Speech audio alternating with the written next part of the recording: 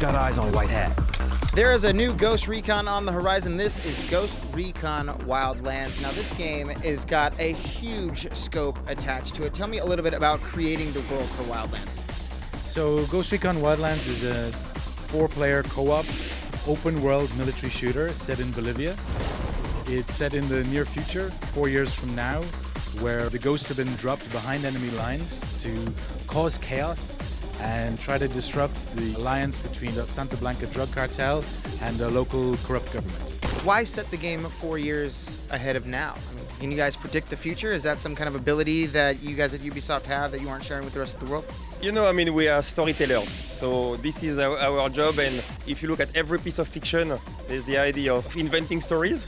And also it's a Tom Clancy game, and we can say that Tom Clancy was the king of the what ifs. So what we can say is we do a Tom Clancy Ghost Recon game, what if something happened? I think it makes sense. However, the key thing to have in mind is we're always obsessed about game design, and at the core of what we're doing there was the idea of how to go further in the tactical elements of Ghost Recon as a franchise. With the 4 years in advance, it's not that necessarily we're trying to predict the future, but it gives us a little bit of leeway to play with some of the tech and offer the players some new choices that aren't close to reality, but they're not 100% based in reality. Target down. Drop them. Now there's open world games out there, but this is freaking huge open world game. And you mentioned the day and night elements. How is that going to play into the factor of the missions that we're going to be going on? Whether, you know, something's across the map and do we want to do it during the day? Do we want to do it during the night? Is that going to change the gameplay at all? Absolutely, absolutely. So you mentioned about the massive open world. It's absolutely huge. We've got, I think it's 9 regions, each with their own ecosystems.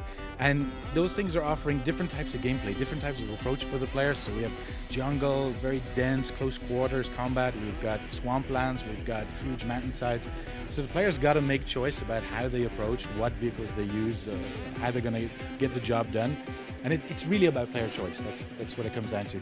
But in terms of the day-night, the rain, the weather effects, all of this, for sure it has extra effects as well as the environment type, as well as what's going on and how the game is reacting to the player. And being that the world is as big as it is, and you mentioned that it's also a 4-player co-op game, is this going to be a game where staying together as a team unit is essential, or is it going to be something where all of us can kind of just go on our own separate ways and do our own things if we want to be and just prove how badass we are on our own? I would say it's more about that, it's not necessarily essential, it's more that it makes sense. These guys are elite soldiers, and when they get dropped behind enemy lines, they stick together